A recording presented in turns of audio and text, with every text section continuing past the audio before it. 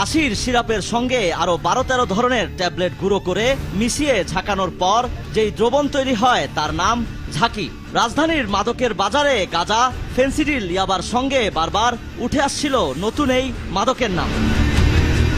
স্বাদে, গন্ধে আর নেশার তীব্রতায় প্রায় ফেন্সিডিলের মতো। বারবার ঝাঁকিয়ে বানাতে হয় বলেই এর নাম ঝাঁকি। মাদকের কালো বাজারে একটি ফেন্সিডিলের দাম 800 টাকা, অথচ একই ধরনের একই পরিমাণ নেশার একটি ঝাঁকি বোতল বানাতে খরচ কেবল 100 টাকা।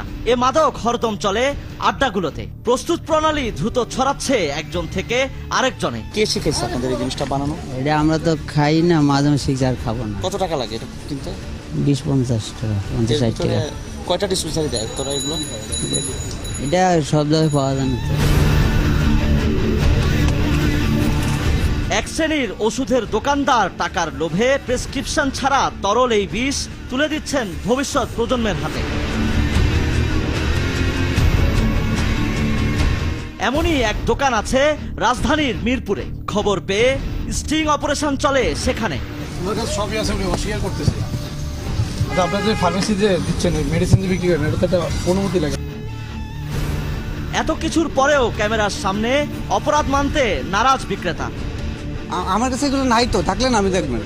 এটি উত্তরার আরেক ডিসপেন্সারি। স্থানীয়দের অভিযোগ, কেবল ঝাঁকির ব্যবসা করে এর মালিক আরো 5টি ডিসপেন্সারি দিয়েছেন। অপকর্মে সহযোগিতার অভিযোগ আছে স্ত্রীর বিরুদ্ধে। দোকান কয়টা করে দিচ্ছেন আপনার? আর কোথায়? ওই জায়গায় একটা আর এই জায়গায় একটা। গোপন ক্যামেরায় পাওয়া গেল অভিযোগের সত্যতা।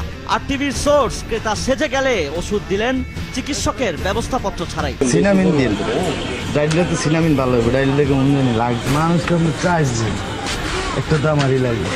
অভিযোগ পেয়ে বেশ কিছুদিন নজর রাখা হয় উত্তরার আরেক ডিসপেন্সারিতে। দুজনকে ঝাঁকি নিয়ে বের হয়ে আসতে দেখে ক্যামেরা নিয়ে ঢুকে পড়া।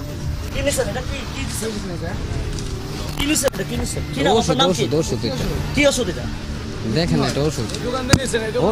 সিবিট নিছে আর একটা কাশের সিরাপ নিছে, মিশাই না তো। ও তো চাইছে ঠিক আছে সিবিট খাইবে, ঠিক আছে, আর কাশ আছে। পালাই গেল কেন এটা কেমনে কইতো? মিক্সটার করে না, ঠিক আছে না, আমি তো জানি না, এটা আমার ভুল হয়ে গেছে ওইটা দেওয়া নেই। একসাথে একত্রে মিশানো হয়, তার এফেক্টটা আরো খারাপ হতে পারে। সুস্থ মানুষের তো অবশ্যই এটা করা উচিত না, তার শরীরের জন্য হার্মফুল হবে। আর যাদের অসুস্থ তাদের জন্য আরো বেশি হার্মফুল, সেখানে যে কোনো সময় সে মারা যেতে পারে।